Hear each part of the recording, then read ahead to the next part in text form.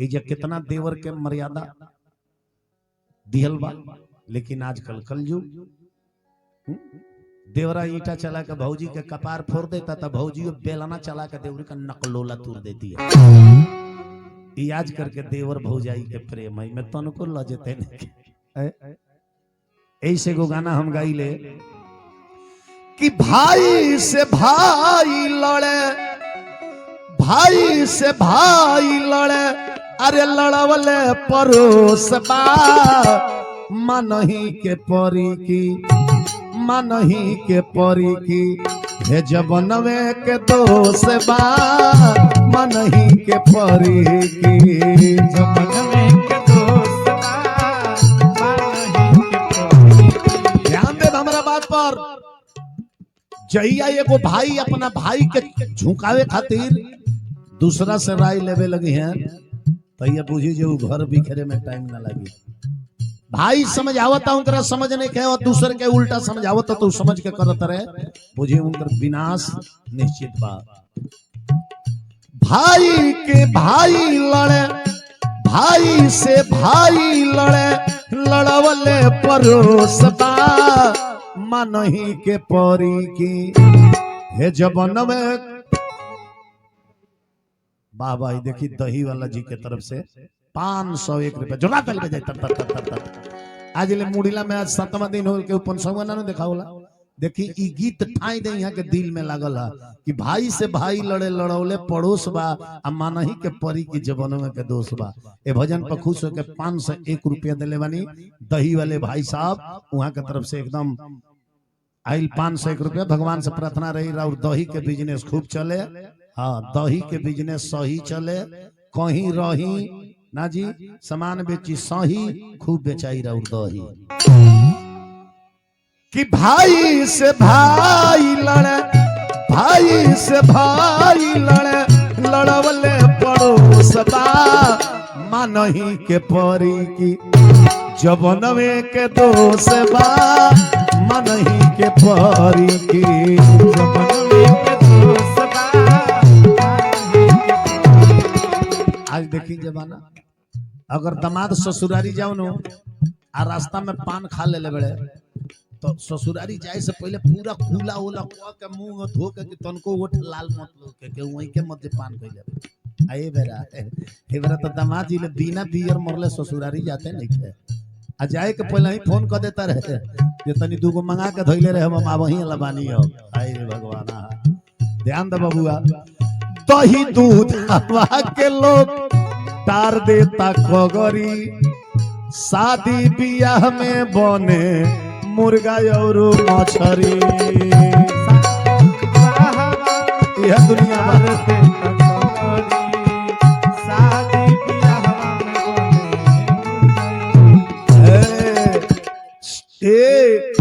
दही दूध हवा के लोग तार देता खगरी, तार देता खगरी, शादी बियाह में बने मुर्गा और मछरी।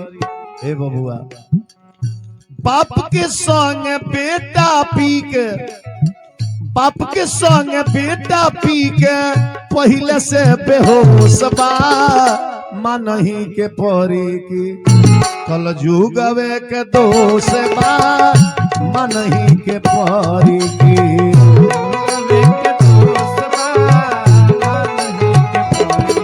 कल जुगवे के दोष बा मनही के परी की।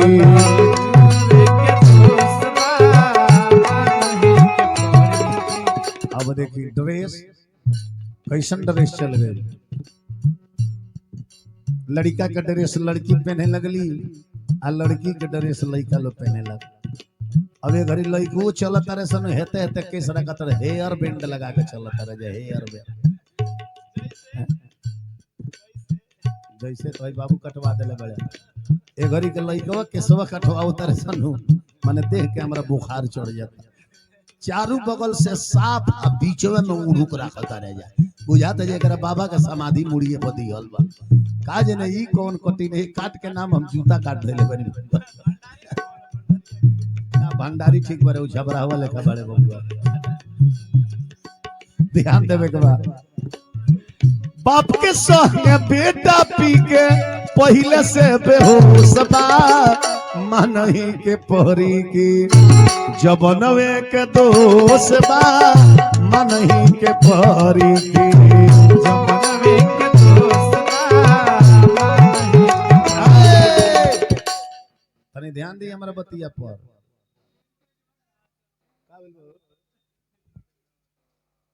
आप उतरल बा किसिया के अरे तो कथा न चलत है या खुरमंडली काम पब्लिक के ध्यान बड़ा मेहनत से आकर्षित कर जाला ध्यान दे तो जानते बड़ा तू माया जाल में मत फंस जा हमारा तरफ ध्यान दे तनख्वाह हम दिले प्रेम से बोली वृंदावन बिहारी लाल की ध्यान दे हमारा बात पर आजकल के लड़का बड़े जा कि साली के sari किनातावे A1 किनातावे A1 my pen तारी हरदम साटी साटी के पेवा माई पे भतारी हरदम साथ साथ के पेवा ए माई पेन तारी हरदम साट साट के पेवन आपन बेटा पराया भइल बेटा बा पराया भइल पतोहिया के का भरोसा बा पतोहिया के का भरोसा बा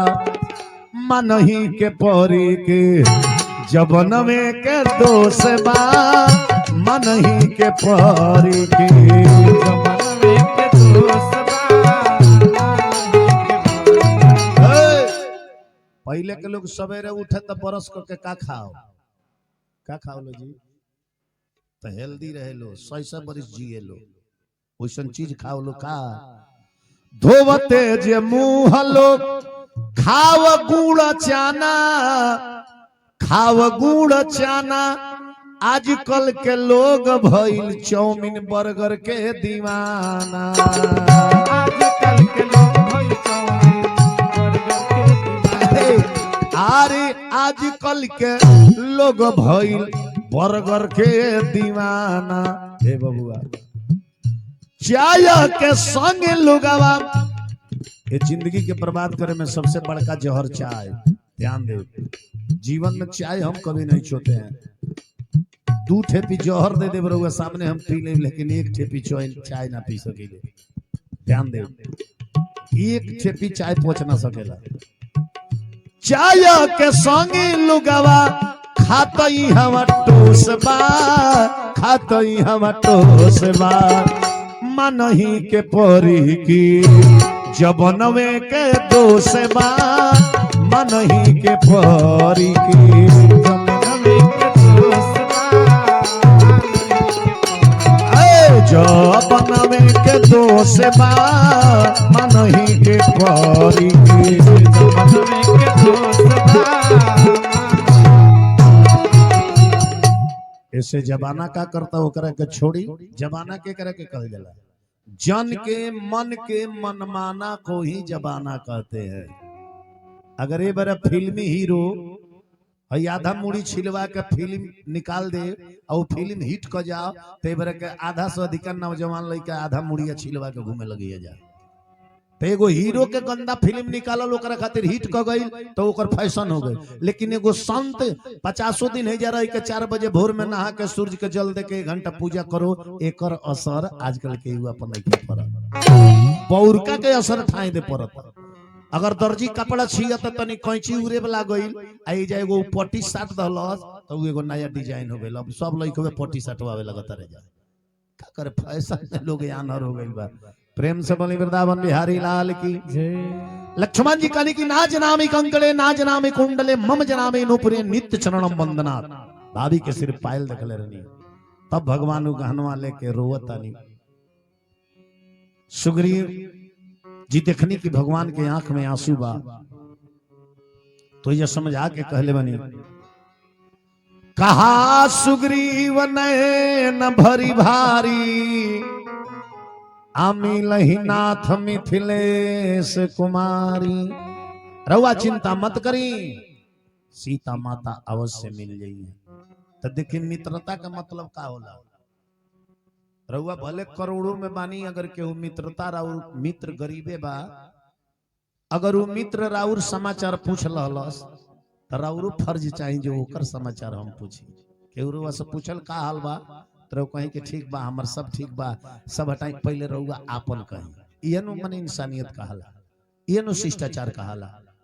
कि अब वो आदमी रउआ से पूछता का हाल बा बाबू साहब बताई, रउआ धन के अहंकार में छाती में ले जाते हटा ना, हेती चीज गरीब शरीफ आदमी हमार समाचार पूछता ना। प्रेम अगर कहीं से मिलता तो अपनों तरफ से प्रेम देवे के चाहिए। कहीं से व्यवहार सत्कार रउरा मिलता तो वह व्यक्ति के व्यवहार सत्कार रउरा देखे के चाहिए। प्रेम में मित्रता में ऊंच नीच गरीब धन ई ना देखे के चाहिए। भगवान कन्हैया गरीब सुदामा मित्र के कितना स्वागत करके मिसाल दानी कि कोई मित्र अगर दरवाजे पर चला आए तो उसका स्वागत कैसे करना चाहिए, एक कृष्ण जी ने मिसाल दिया। लेकिन एक कथवा का तो लोग मनोरंजन के दृष्टि से देख के छोड़ देता, हृदय में धरत नहीं। कथा में लोग तो बढ़ जाता लेकिन लोगवा में कथवा नहीं के बैठत। आज ले लोगवा में कथवा के बतिया ना बैठी नो तले सुधार ना होई। अब प्रभु श्री रामचंद्र जी सुग्रीव से पूछले कि सुग्रीव हमार दुख तो तू जान ला, अब तू बताओ जे तू ये पहाड़ पर काहे बड़ा, तू ये पहाड़ पर काहे बड़ा, का तारा घर दुआर नहीं खे, बाल बच्चा परिवार नहीं खे, तू काहे पहाड़ पर बड़ा। सुग्रीव जी रोवे लगले, कहले प्रभु आज ले ही समाचार केहू ना पूछे ले, लेकिन वो पूछता नहीं तो हम बताओ तो सचमुच महाराज हमार पत्नी भी बाड़ी, परिवार भी बा, हमनी के दो भाई हैं या हमारा बड़ भाई के नाम बाली है, हमार नाम सुग्रीव है, हमनी में बड़ी प्रेम रहे दोनों भाई। हमारा पत्नी के नाम रूमा है, हमारा भौजाई के नाम तारा है। अकेले नहीं कि हमरो परिवार बा प्रभु। नाथ बाली और दो भाई, अप्रीति रही कछु बरनी न जाए। हमने के दोनों भाई में इतना प्रेम रहे, इतना प्रीत रहे कि जले एक भाई खाना ना खास तले को जना ना खास, एक के संगे खाई सन। हमारा मदद में भाई रहस, भाई के मदद में हम रही। भगवान कनी कि जब इतना प्रेम तारा लो में रहे तो फिर ही प्रेम टूटल के ना। तू घर द्वार छोड़ के पहाड़ पर काहे सन्यासी लेखा रहता रहा, परिवार भी अपन छोड़ दे। कहले जी सरकारी में एक एगो चीज एगो मैं दानव कांटा बन के चली गई कि दोनों भाई में बिछो डाल दलस, बिछो अलग अलग कर दलस, हमारा जीवन के काल बन गए। कहले जी मैं दानव के है। सुग्रीव कहले कि महाराज एक बार के बात है, आधा राती खाने को मैं दानव के पुत्र हमारा राज पंपापुर में आई। पंपापुर सुग्रीव रहते ऋषमुख पर्वत पर, अब बाली सुग्रीव के राज रहे पंपापुर में, किष्किंधा बगले में। कहले जो वो पंपापुर में एक बार मैं दानव के लड़का आधा राती खाने आई, लागल बाली के ललकारे। लिखल बा रामायण में कि माया सूत माया बीते ही नाऊ, आवा सो प्रभु हमरे गाँव। माया सूत के लड़का माया सूत आधा राती का हमारा गाँवे आई, आया के बाली के ललकारे लगल। अर्ध रात पुर द्वार पुकारा, आधा रात में अब बाली महाबल सहे न पारा। आधा राती का नौआ ललकारे लगल केकरा के, बाली के। अरे बाली निकल राजमहल में से, हम तारा से युद्ध करे के चाहतन युद्ध। तब बाली तो अपने बलशाली रहे, बलशाली आदमी है, मैदानों के लड़का के ललकार बर्दाश्त करी। बाली चिघाड़ मार के घर में से निकलल। जब निकलल नो तो दनौआ भागे लागल। दनौआ जब भागे लागल तो हमार भाई बाली ओकरा के पीछा करे लगले। देखरल सुननी तो हमरो नींद खुल गई। बस हम उठ के देखनी कि अरे उ तो दानो भागल जाता हमार भाई पीछा कइले बड़े। बस ए प्रभु हम अपना भाई के पीछे लाग गई कि भाई मैं दाना हो ओकरा से कहीं हमारा भाई के लड़ाई होके लगी, कहीं हमार भाई लड़ाई में कमजोर पड़ी है तो हमहू भाई हैं, भाई के मदद भाई हो जा करी। बाली देख माया सुत भागा, अब मैं पुनि गयो बंधु संग लागा। हम अपना भाई के पीछे लाग गईनी ते महाराज, हम भाई के मदद खातिर गईनी। अजान तनी हमरा संगे काऊ भाई के मदद करे के चाहिए। भाई कभी याद पड़ेला, इतना लोग बैठल बा रउवालो से कहब अगर सच्चा भाई बानी नु तो भाई के संपत्ति का बंटवारा मत कीजिए। अगर बंटवारा करना है तो भाई के दुखों का बंटवारा कीजिए, दुखों का। आप कैसा भाई हैं जो आपके लड़का 3-3 4-4 विदेश कमा रहा है, आप पुलाव पनीर खा रहे हैं, एक भाई गरीब है उसको समय से नमक रोटी भी नहीं मिल रहा है। अगर बंटवारा करना है तो उसके दुख का बंटवारा कीजिए, संपत्ति तो यही रह जाना है। भाई जन तनी कौना बेरा याद पड़ेला, माई कौना बेरा याद पड़ेले।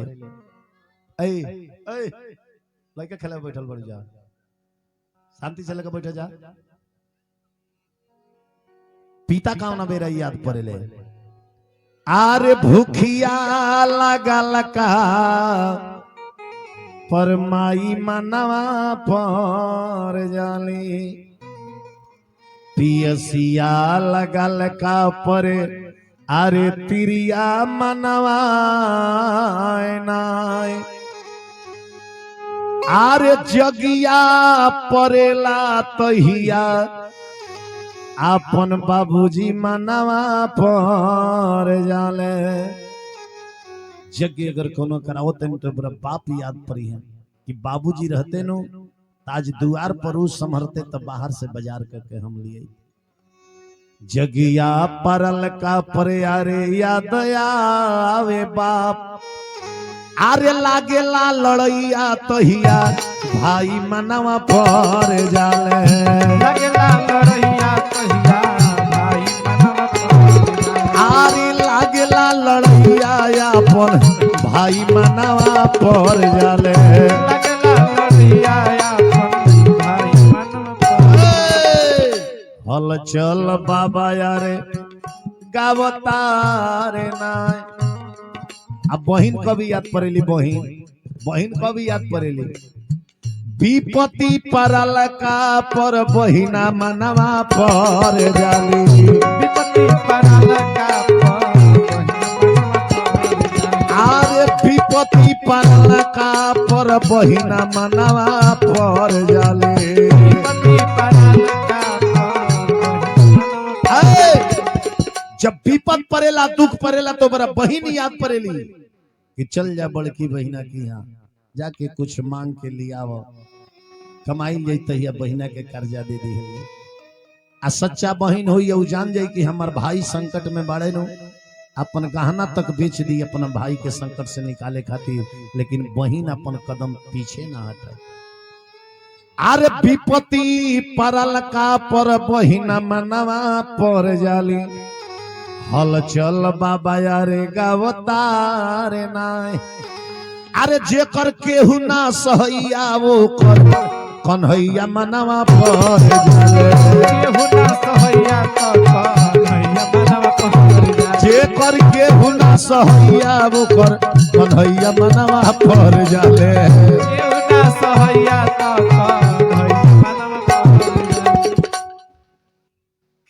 भंडारी कन्हैया के नाम वो कहे ना ले ले हो। अरे ओकरा बाबा के नाम हो। अच्छा उहे नु तू कहत रहे कि जेकर केहू ना सहैया ओकर कन्हैया मनवा पर जाले, आऊ गावत रहे जेकर केहू ना सहैया ओकर हमर बाबा मनवा पर जाले। इससे उल्टा उगावत रहे, अरे केहू ना सहैया ओकर कन्हैया मनवा पर जाले, केहू ना सहैया कन्हैया मनवा पर जाले, जेकर केहू ना सहैया ओकर कन्हैया मनवा पर जाले। सुग्रीव जी कनी की हे प्रभु हम बाली के संगे लाग गईनी, पीछे पीछे दौड़ल जाता नहीं तका देखता नहीं कि माया सुत जवन रहे उ एगो पहाड़ के कंदरा में ढुक गई। जब ढूकल नु तब बालियो कंदरवा में ढूके से पहले हमरा और घूम के तकलस। बाली देखले त कहले कि सुग्रीव तू तू आइल बड़ा, एगो काम कर, तारा भीतरी गइले के काम ने के तू गेटवे पर रह, गेटवे पर रह, हमारा के भीतरी जाए दो, हम ही अकेले काफी बानी, ओकरा के मार देबे में। सुग्रीव जी कहने की ठीक बा। बाली कहले कि सुना हम जाता नहीं वो राक्षस से लड़े, हमारा के 15 दिन ऐजा इंतजार करी है, 15 दिन। अब 15 दिन में जब हम ना लौट के आए तो तू ऐजा से लौट के अपना राजधानी में चल जाइए। ध्यान दे। सुग्रीव जी कहले कि ये प्रभु बाली वो कंदरा में घुसे से पहले कहलस, रामायण में लिखल बा कि परिखे हूं मोही एक पखवारा। एक पख कितना के कहल जाला? एक पख कितना दिन के कहल जाला? 15 दिन के। कहले कि परिखे हूं मोही एक पखवारा, आ नहीं आवते जाने सी मारा। जब ये 15 दिन में लौट के ना आए तो तू जान जे है कि बाली मरा गया।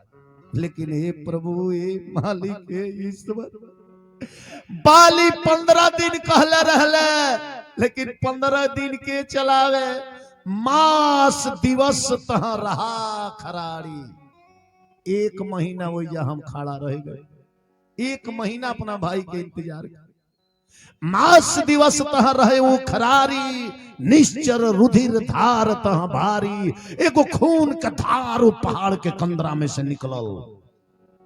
वो खून का धार निकलल न तो हमारा बुझाइल कि हमार भाई बाली मरा गई, हमारा बुझाइल कि हमार भाई बाली मरा गई। अब दनौआ निकली तो हमरो के मार दी। तो जानतनी प्रभु हमरा से गलती का हो। बाली हतेसी मोही मारन आई, असिला दे मैं चला पराई। वो पहाड़ के कंदरवा के मुहवा पर एगो विशाल पत्थर फंसा के ओकर मुहवा मूद के हम घरे भागी। ए प्रभु, घरे भाग के नहीं तो जानतनी का भई मत कही। अरे घाटा नवाना हो, अरे घाटा नवाना, प्रभु सुनितनी आगे के घाटा नवाना, प्रभु सुनितनी आगे के घाटा नवाना।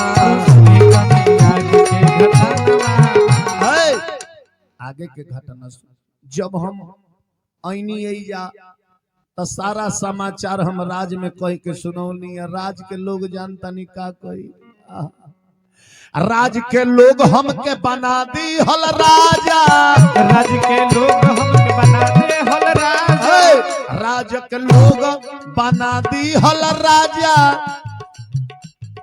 ओही जे राजा के मिलता वे साजा, वही जे राजा के मिलता वे साजा।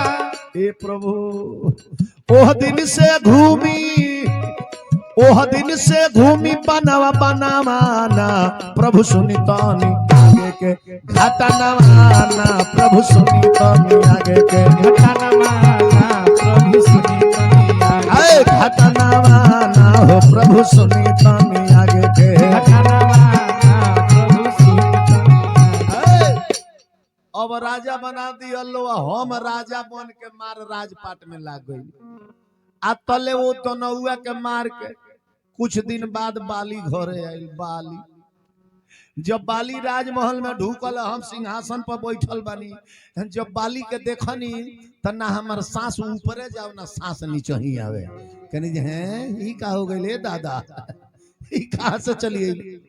अब हमारा के बाली जब देखले नु तो ए प्रभु का कइले, मारे लगले हमारा के सिंहासन से गिरा के, मारे लगले हमारा के सिंहासन से गिरा के, केहू गान भगनी हम जनवा बचा के, केहू गान भगनी हम जनवा बचा के, अरे केहू गान भगनी हम जनवा बचा के।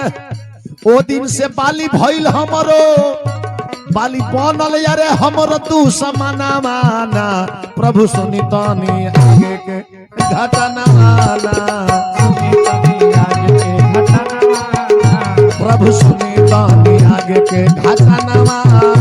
प्रभु सुनितनी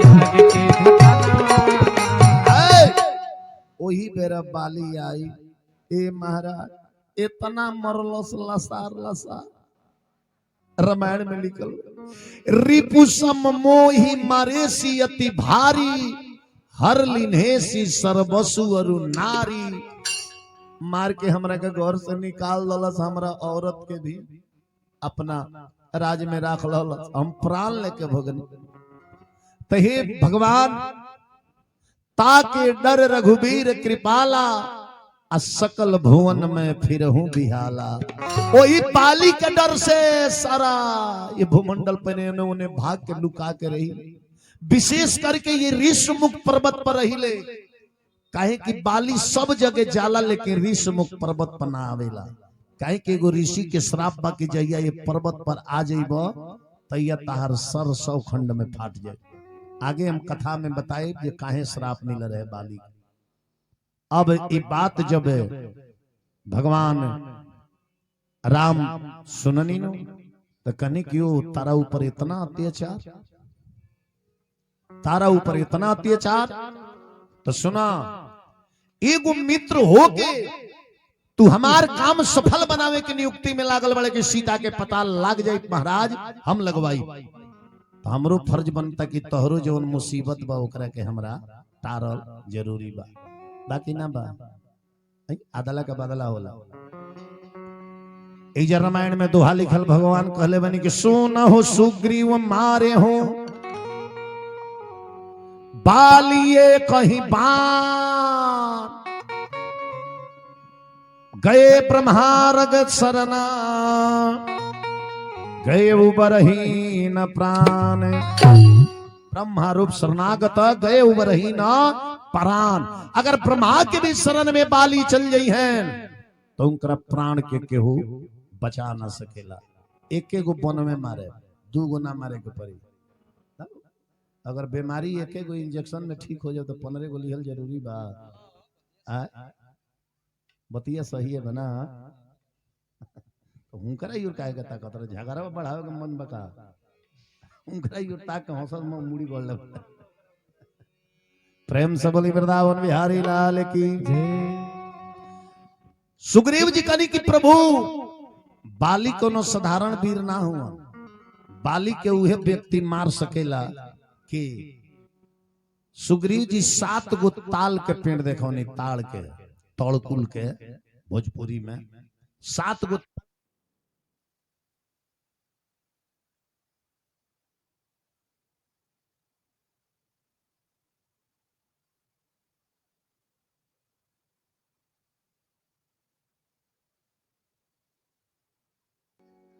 प्रेम से बोली रज रामचंद्र भगवान की जय।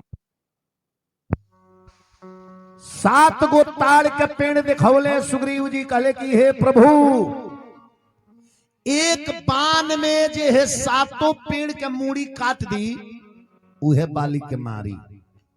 और 7 ताल के पेड़ के रहे हेंगा गोले गोले रहे तो बाण रउआ मारे तो सीधा न जाई कि घूम के काटी। लेकिन ये गोले बा एक बाण में जे 7 ताड़ के मूड़ी काट दी पेड़ के उहे बाली के मारी। तो 7 ताल के पेड़ पर काहे बाली के मौत निश्चित रहे जानता नहीं। एगो दुदुम्भी नाम के राक्षस रहे, वो बहुत बलशाली रहे। ओकरा लगे इतना ना बल रहे कि उस समुद्र के जाके चैलेंज दे दलस कि तू हमरा से लड़ो। समुद्रो हाथ जोड़ के खड़ा हो गए कि तारा से हम ना लड़े। स्वयं इंद्र से जाके चैलेंज दलस कि इंद्र हमारा से लड़ो। तो इंद्र कहले कि हमारा से तू का लड़बो, जाना हमरा अंश से मृतलोक में एगो लड़का भइल बा जौना के नाम हो बाली। इंद्र कहले ध्यान दे हमारा अंश से एगो लड़का भइल बड़े मृतलोक में जेकर नाम हो बाली।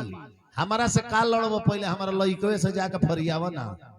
तो दुदुम्भी नाम के राक्षसवा आइल पंपापुर में आ लागल बाली के ललकारे। ए बाबू नीचे से डालो पैसा, काहे बीच बीच कथवा में पैसा भेजत रुजा, डिस्टर्ब होता हो जा। डालो बाबू हमें डाल दो गगरी में। ए अरे हमार बाबू आओ है ना, आओ ई हथवे में दिए जा, बढ़ जा बैठो विचार करी। हाँ आ जाए माने वही आदमी के आइल मंजूर बजे नंबरी लेके आई उ कथा पीरियड में आ सकेला। हाँ ध दिए जा देखी तो और के 500 वाला बा वो लो आ जा आई आराम से आई हो दादा ई नंबरी दान करे में चक्कर नहीं कर बोली रामचंद्र भगवान की जय। अब ऊ दुदुम्भी नाम के राक्षस लागल बाली के संग युद्ध करे। युद्ध में देखलस दुदुम्भी की हम पराजित होके लगनी तब भैंसा के रूप बना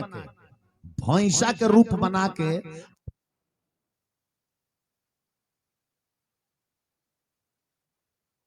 अब वह भैंसा के रूप बना के जब बाली से लड़े लागल दुदुम्भी। एक कथा विश्राम सागर में लिखल बा। तब बाली का कले जो भैंसवा के दोनों सिंहिया पकड़ के नचा के जब फेंकलस नो तो उहे ऋष मुख पर्वत पर आके गिरल जहां मतंग ऋषि तपस्या करत रहले। आ मतंग ऋषि के अगवे वो भैंसवा जाके गिरल ठाई दे आ फच दे ओकरा मुंह से खून निकलल। पूरा मतंग ऋषि के शरीर भर गईल खून से। इनकर तपस्या टूट गईल, तपस्या भंग हो गई। तले का देखत रहे कि बाली ओने से दौड़ल बा। बाली दौड़ रहे वो भैंसवा के औरी मुंह खाते। बस वही पर मतंग ऋषि श्राप देले कि रुक जाओ तोरा चलते हमार तपस्या भंग भइल बा। अगर ये ऋषि मुख पर्वत पर पांव रख देवे तो तुहार सर 100 खंड फाट जाई, तार मृत्यु हो जाई। वही जब बाली अपन पांव रोक ललस वही कारण बाली वो पर्वत पर ना जाए। अब जब बाली जीत गई दुदुम्भी नाम के राक्षस मर गई तो इंद्र भगवान है तार के जवन पेड़ मानू तड़कुल के पहले इंद्र लोक में रहे। तो 7 गो ताल के फल तुर के इंद्र भगवान बाली के भेंट कैले के ले ला और रोज नहा के एगो फल खाइए। 7 दिन में नहा के 7 फल खा ली हो अजर अमर हो जाइब, तारा के केहू मार ना पाई। अब ये अमर फल देखले तो सोचले कि भाई कहाँ रखी एकरा के केहू चोरा ले जाए, कहाँ जाई। बस उ लेके चल गए पताल लोक में। आ वो जाके एगो तालाब के कगरी रख के स्नान करत रहे कि आज प्रथम फल खाए, काल दूसरका खाए, तीसरका माने 7 दिन में 7 खाए के बाद। आ तले एगो अजगर नाग ब्रह्मा जी के कृपा से आई आ के 7 तालवा के पेड़ फालवा लील गई। 7 तालवा के फालवा लील गई। जब लील गई बाली नहा के निकलल तो देखत कि जे तो 7 फल हइले नहीं खे। देखलस कि तो अजगर बा एकर मतलब जे इहे लील ले बा। और बाली श्राप दहलस कहलस कि जो इस 7 ताल के फल खइले बाली नु इस 7 ताल के पेड़ तोरा शरीर पर वृक्ष के रूप लेके उग जाए। तो सपो कलश के ठीक बा इस 7 ताड़ के पेड़ हमारा शरीर पर उग जाई, ठीक बा। लेकिन जहिया 7 ताड़ के मूड़ी कट जाई तो ये बुझ जाइए कि तोहरो लाइफ टाइम कट जाई। तो उस अजगरवा आइल आके जन दुदुम्भी रहे जन मर रहे भैंसवा ओकरे हड्डिया में गोलाकार रूप में उस समा के विश्राम करे लगल। तले 7 तारवा के पेड़वा ओकरे पिठिया पर उग गई तो 7 ताल के वृक्ष हो गई। तो रामायण में लिखल बा दुदुम्भी अस्थि। अस्थि माने का होला हड्डी, आ दुदुम्भी राक्षसवा का नाम रहे। वो दुदुम्भी नामक राक्षस के हड्डी के बीचों बीच में वो ताल का वृक्ष था। दुदुम्भी अस्थि ताल दिखायो अब बिनु प्रयास हरि ढहायो। एके बाण भगवान मरनी कि 7 तार के पेड़ के मूड़ी कट के धरती पर गिर गई। तब सुग्रीव जी के विश्वास भइल कि हाँ प्रभु बाली के मार दे। ध्यान दी अब भगवान सुग्रीव के भेजल बन के जा जाके ललकारो लड़ाई करो, दोनों भाई लड़बलो तले वही में निशाना साध कर टूप दे बाली का मार दे। अब सुग्रीव जी वही छत चलल बड़े भाई अब का अब तो परमात्मा के हाथ बा तो कौन डर बा गइल बड़े। तो सुग्रीव जी बाली के ललकारत रहे बाली अरे अब न बहरी बाहर निकला घर में से निकला घर में से लुकैले से काम ना चली। अरे अब न बहरी अब न करबहो कचहरी अब न बहरी अब न करबहो कचहरी अब न बहरी हो अब न करबहो कचहरी अब न बहरी अब न करबहो कचहरी हमके भागा के बैठल बाड़ा लुका के हमके भागा के बैठल बाड़ा लुका के हमके भागा के बैठल बाड़ा लुका के केंगा लुकाइल बाड़ा जैसे लुकाली कवनो जैसे लुकाली कवनो में हरी गवन हरी आवन बहरी अब न करबो कचहरी आवन बहरी अब न करबो कचहरी ध्यान दो जाके सुग्रीव जी कोइले बाड़े हाला जाके सुग्रीव जी कोइले बाड़े हाला ताले पर ताल देखी बाह पर ठोकाला ताले पर ताल देखी बाह पर ठोकाला बड़ी राज कोइले बड़ा जाओ आज आवत हरू आशा करे इतना मारे मारे की इतना मारे मारे की घोटाई न तोहरी आव न बहरी अब न करबो कचहरी आव न बहरी अब न करबो कचहरी आव न बहरी हो अब न करबो कचहरी अब बाली जब सुनल सुग्रीव के ललकारल दुआरी पर बाली कले जे हैं जीवन भर जवन लुका करल उ आके ललकारता एकर मतलब जे कहीं सपोर्ट मिलल बा तबे ललकारता बाली एके बेर चिहार मार के घर में से निकलल धीरे उमो बाली अति तरजा आ मुष्टिक मारी महाधुनि गरजा एक हेंग हाथ बनल एक मुका खींच के जब सुग्रीव के पीठी पर मरल अब तो बुझाइल सुग्रीव जी के कि भौंक दे पराने निकल जाई आँख पर लूक निकले मुंह पर बाईरे चिल्लाए लगले ना आँख पर लूक निकले मुंह पर बाईरे चिल्लाए लगले ना अरे तो कह के बाप दाद बाईरे चिल्लाए लगले ना कह के बाप दादा माईरे चिल्लाए लगले ना भागल बाड़े अरे भगल सुगरी वही जैसे कुलाई रे चिल्लाए लगले ना तला गोता याजुए मुआई रे चिल्लाए लगले ना लगे याजुए मुआई रे चिल्लाए लगले ना अरे हलचल बाबा कहता रे अरे हे गोरखपुर में गाई रे चिल्लाए लगले ना चिल्लाए लगले ना तो देखो तारे रघुराई रे चिल्लाए लगले ना देखो तारे रघुराई रे चिल्लाए लगले ना तब सुग्रीव विकल होई भागा मुष्टिक प्रहार ब्रज समलागा अरे महाराज ऊपर के मुकवा वज्र लेकर लागल बा सुग्रीव जी आके भगवान से करिए प्रभु जब धनुष मान लेकर हुआ ता कहीं कर रहा था हमारा का काहे के मौत के मुंह में ढकेल लेनी बाप हो बाप ना भाग रहती नु दूसर का जब मुकवा गिराई तो हम उठ के भागहू लेके ना रहती सुग्रीव जी कहानी कि मैं जो कहा रघुवीर कृपाला बंधु नहीं होई मोर काला वो भाई ना हमर कसाई अरुआ जानता चुपचाप रहुआ धनुष मान लेकर ताकत नहीं है तले एक फाइल में हमार पूरा देहिए तुर देले बा अब बताई भगवान कनी जे फेर जाए कहले कि ना सरकार फेर वाला चांस न के अब तो एक मुका में ई दशा बा तब भगवान अपन हाथवा सुग्रीव के देहिया पर फेरनी करी परिसार सुग्रीव शरीरा तनुभा कुलीस गई सब पीरा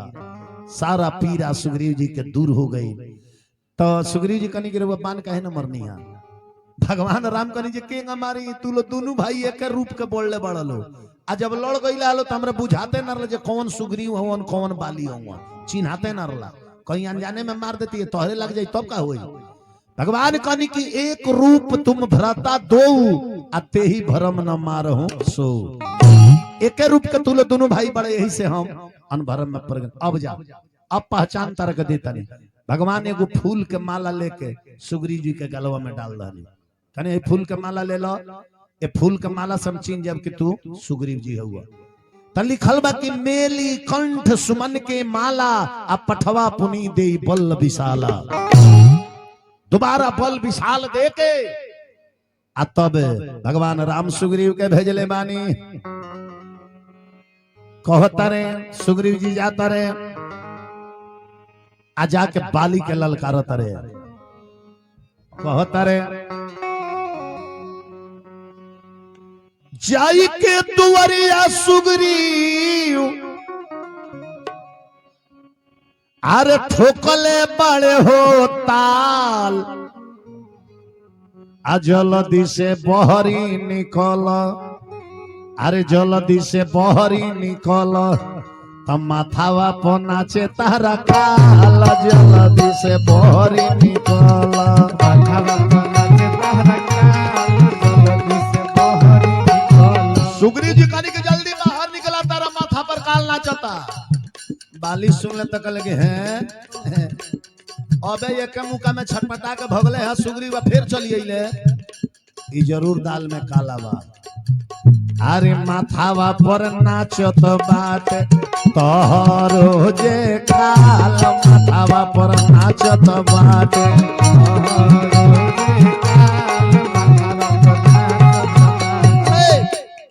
तब बाली दौड़ल बाड़े।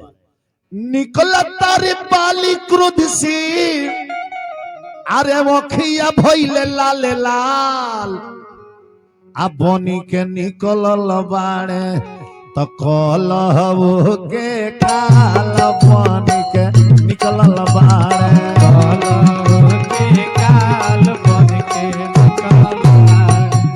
जब बाली दोबारा निकललन तो बाली के औरत के नाम रहे तारा। उट्टप देना बाली के दोनों गुड़वा पकड़ लो। खाली प्रभु रुक जाई, प्रभु रुक जाई, प्रभु रुक जाई। आज मत जाई, मत जाई लड़ाई में। सोची कि जवन सुग्री रौरा से लुका के इतना दिन रहले आके ललकर ले पिटा के गईले फिर आके ललकार तरे समझ जाए कि इनकर पीछे केहू के हाथ बा। हमरा मालूम बा उनकर पीछे के कर हाथ बा। जानता नहीं कौशलेश सुत लक्ष्मण रामा जे कालू के काल हो जे लड़ाई के मैदान में काल के भी जीत लेला वो राम के हाथ इस सुग्रीव के पीछे बाप। स्वामीनाथ हमार बात मानी रहुआ मत जाए। किरण में मती जाई करे लड़ाई हो रन में मती जाई करे लड़ाई हो रन में मती जाई करे लड़ाई। हई अंगना में देख देख हई बोलत काग आज या भाग के बोली लागत कुछु कार्रवाई। सर के छीक हमरा नीक न लागे अचिके में आवत तरवाई हो रन में मती जाई करे लड़ाई। विधि के विधान जान केहू ना मेटावे केहू नाही मेटाई। होनी हो के रहेला जग में अरे केहू के तनो समझाई हो रन में मती जाई करे लड़ाई। पाँव धलहली रोवे लगली लेकिन बाली अपना पत्नी के बात ना मनले। देखिए ग्रंथ के अंदर जब जब वक्त पर औरत अपना पति के समझौले बाड़ी और बात नहीं खन मनले तो उनकरा संगे धोखा भइल बा। भानुमति दुर्योधन के बार बार समझौली कि द्रौपदी के साड़ी मत खिंचवाई अपना पत्नी के वचन ना मन। मदोदरी रावण के बार बार समझौली कि सीता के लौटा दी आन के पत्नी के अपना कब्जा में ना रख के लौटा दी भगवान के शरण में चल जाई ना मन ले उनको विनाश भई। जब बाली के पत्नी रोक तरीके मत जाई उनका पीछे केहू के हाथ बा बालियो ना मन ले। ओ जगह लो लड़ाई होके लगल। जब लड़ाई होता तो सुग्री जी भगवान की ओर ताकता रहे, भीतर ये कहता रे दादा रे दादा। एक पहले भाई रानी कि दादा रे दादा भोर परल नहीं गादा। दादा रे दादा भोर परल नहीं गादा। एक और मुकाबा गदवले बढ़ के मारत बाटे जे देखे बढ़ चढ़ के।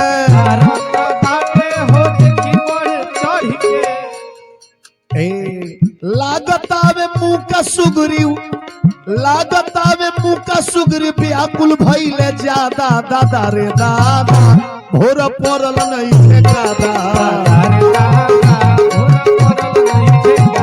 दादा रे दादा भोर परल नहीं गादा।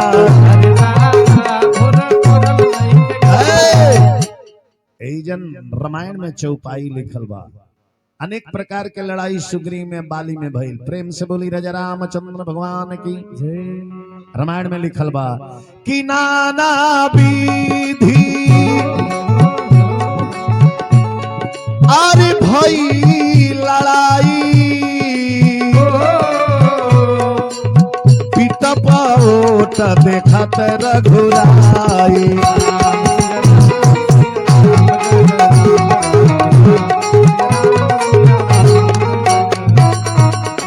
पीटप माने वृक्ष के अलोता खड़ा होकर भगवान बाण मरनी।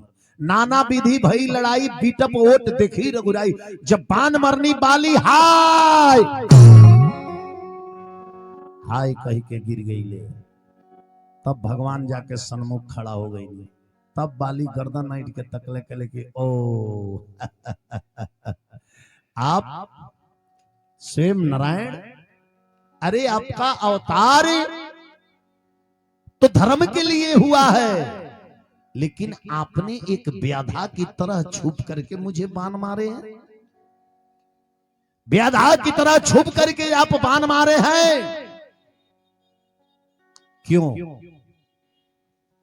हम दो भाई थे, सुग्रीव और बाली, तो इसमें सुग्रीव आपका प्यारा हो गया और मैं आपका दुश्मन हो गया। मैं बैरी सुग्रीव प्यारा, कारण कौन नाथ मोहि मारा। धर्म हेतु अवते रहूं गोसाई, मारहु मोहि व्याध की नाई। धर्म खातिर और अवतार भइलबा और वह व्याधा लिखा हमरा के मरनिया। अरे महाराज काहे भगवान राम कनी की सुनिए, राजा का कर्तव्य होता है अपने राज के रक्षा करना, हर एक प्रजा की रक्षा करना। इस समय अयोध्या के सम्राट भरत राजा हैं और उनका मैं भाई हूं। आप एक भाई के साथ अन्याय कर रहे थे, इसलिए मैंने आपको बाण मारा। बाली कहे कि महाराज इस डरपोक सुग्रीव का सहारा लेकर के आपने मुझे मारा। अरे आप मुझसे मित्रता किए होते, मैं पूरा लंका समेत ला करके रावण को यहां रख देता। अरे जिस रावण से ये सीता को लाने को कह रहा है, उस रावण को मैंने 6 महीना अपने कांख में दबा कर रखा था। रावण भी मुझसे कांपता था। भगवान कहनी कि कह तो तहार प्राण हम बचा दी, कह तो तहार प्राण राख दी। बाली हंसे लगले के लिए महाराज अरे जिस अवसर के लिए भारी भारी संत महात्मा तरसते हैं कि प्राण निकलते समय भगवान का दर्शन हो जाए।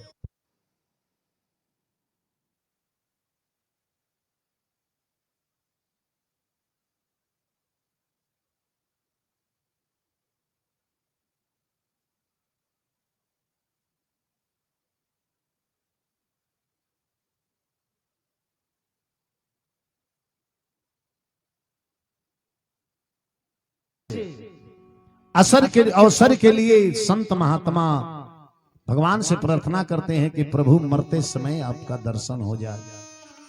और वो अवसर मेरे सामने आया है कि मेरा प्राण निकल रहा है, परमात्मा मेरे सामने खड़े हैं। मैं बंदर भी हो करके अपने आप को बड़ी भाग्यशाली समझ रहा हूं कि मेरा प्राण निकल रहा है, परमात्मा मेरे सामने खड़ा हुए है। भगवान कहने की हे बाली, इस संसार में 4 आदमी के वध करे में कोनो पाप ना लगेला। 4 आदमी के केकरा केकरा के? अनुज बधू, अनुज बधू छोट भाई के औरत, अनुज बधू भगिनी सुत नारी, सुन कन्या समसठ ये चारी।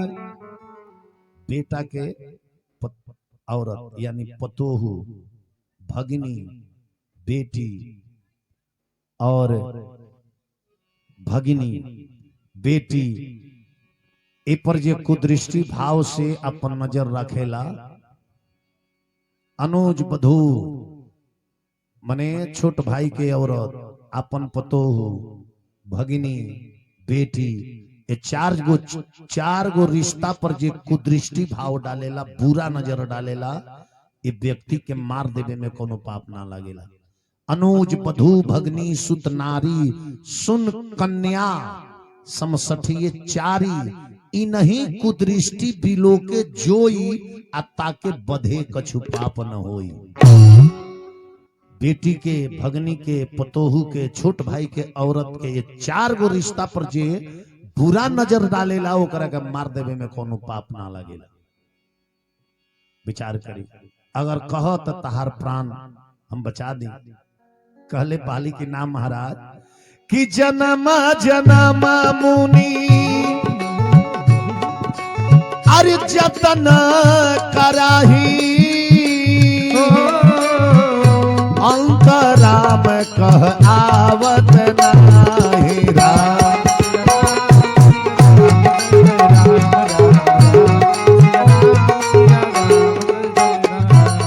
साधु संत लो तपस्या कर ले कि मरे के बेरा तनी हमारा मुंह से राम निकल जाए। कितना लो चाहिए कि मरे के बेरा मुंह से भगवान के नाम निकल जाए। हमारा मरे के बेरा भगवान खुद हमारा सामने ही खड़ा बानी है। धन्य भागवा। अब बाली के बद सुनली तारा, बाली के औरत रहली, आके बाली के शरीर के लगे रोवतारी, हाय रे बेदर्दी रे विपतिया, आरे देहलू तू के ताना कले से, हाय रे बेदर्दी विपतिया, देहलू तू के ताना कले, हाय रे बेदर्दी।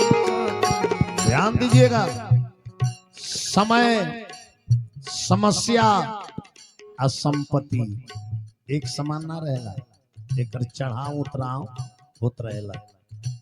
समय, समस्या और संपत्ति ये तीनों एक समान ना रहेला, एक चढ़ाव उतराव होला। हाय रे बेदर्दी विपतिया, देहली ते के ताना कले से, हाय रे बेदर्दी विपतिया, देहली ते के ताना कले। मांगी के सेनुरावार मीटल, दिलवा में लागल बड़ी ठेस, मांगी के सेनुरावार मीटल, दिलवा में लागल बड़ी ठेस। नाना प्रकार के तारा हो जब बिलाप के रो तरी तो भगवान तारा के ज्ञान दिले बनी। तारा तारा बिलाप सुनी रघुराया, दिन ज्ञान निज हरलिनी माया। भगवान अपन ज्ञान दहनी, माया के बारे में बतौनी, संसार के, संसारिक जीव के बारे में बतौनी कि हे तारा, ये 5 तत्व से शरीर बनल बा। छित जल पावक गगन समीरा, 5 तत्व यह अधम शरीरा। ये 5 तत्व से बनल बा। समय आवेला तब 5 तत्व 5 में मिल जाला। इस शरीर नश्वर है, आई सचमुच में नश्वर है। ऐसे भाव आ गई। तब बाली अपना बेटा अंगद के लिया के हाथ भगवान के हाथ में दहले, कहले कि प्रभु अब इनका के संग ही राखब। तब भगवान सुग्रीव के राजपद पर अंगद जी के मंत्री पद पर अभिषिक्त कैनी। अब बाली ई लोग छोड़ के परलोक के सिधार गई। ई दुनिया के हकीकत बात बा कि देहिया 4 दिन खातिर ए जा हई मेहमान बनल बा। तल्लो गवा काहे डाकू चोर बेईमान बनल बा। गवा काहे डाकू चोर बेईमान बनल बा। आहा लोगवा काहे डाकू चोर बेईमान बनल बा। गवा काहे डाकू चोर बेईमान बनल बा। ध्यान दी, जब बाली के दाह संस्कार करे के बाद हाथना लोग बैठल बा, तनी हाथ उठावल जाता, हाथ उठावल जाता, सबे हाथ उठाओ। हाँ, ताली बजाई सबे। अब आई ये जग के आगे बढ़ावे खातिर, ये जग में खर्चा बा, हम अपना खातिर नहीं मांगत। इस सब दान उठा के जग में ही जाला, जग में ही लागेला। विशाल विशाल भंडारा चलता तो रउए लोग के सहयोग से होता। जग एक आदमी के ना हो, जग सबकर हो, जग जन जन के हो, जग हर एक व्यक्ति के है। 5 मिनट के समय में भजन चलता, तले आकर लो दान करत नहीं। सबे आ जाओ, केहू बाकी मत लगे। होते ही 4 दिन खातिर जा मेहमान बनल बा। लोगवा काहे डाकू चोर बेईमान बनल बा। लोगवा काहे डाकू चोर बेईमान बनल बा। आई आज दीपदान भी बा, तो समय से ही कथा के विराम दिल जाई। आज दीपदान भी बा, हलचल बाबा के विदाई भी बा।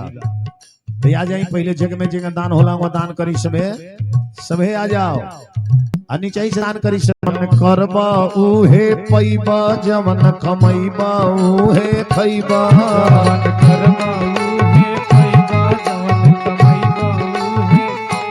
जवन करबा उहे पैबा, जवन कमैबा उहे खैबा।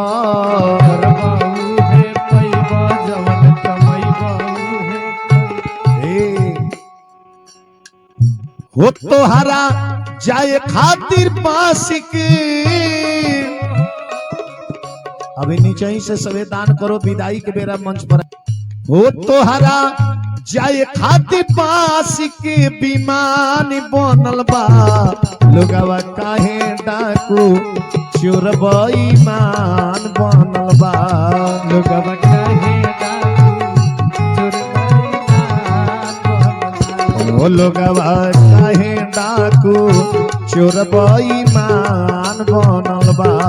लोगवा काहे डाकू चोर बेईमान बनल बा।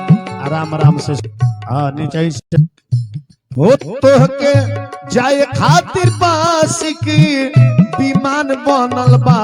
लोगवा काहे डाकू चोर बेईमान बनल बा। लोगवा काहे डाकू चोर बेईमान बनल बा। हो लोगवा काहे डाकू चोर बेईमान बनल बा। लोगवा काहे डाकू चोर बेईमान। श्याम बन के कभी श्याम बन के चले आना, प्रभु जी चले आना। कभी राम के रूप में आना, कभी श्याम के रूप में आना। सीता साथ लेके धनुष हाथ लेके चले आना, प्रभु जी चले आना। कभी राम बन के चले आना, प्रभु जी चले आना।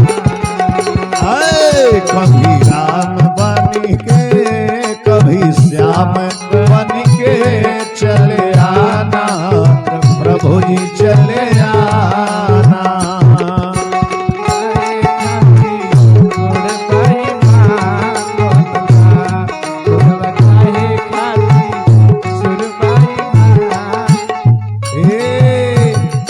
त रुपया पैसा ढेर कमैब चाहे रंग महल बनवैब। रुपया पैसा ढेर कमैब चाहे रंग महल। रुपया पैसा ढेर कमैब चाहे रंग महल बनवैब।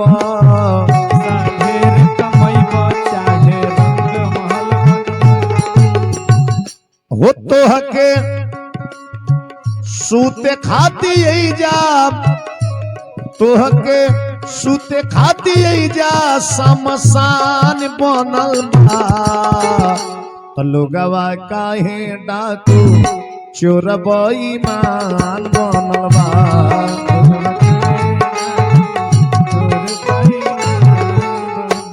प्रेम से बोले वृंदावन बिहारी लाल की।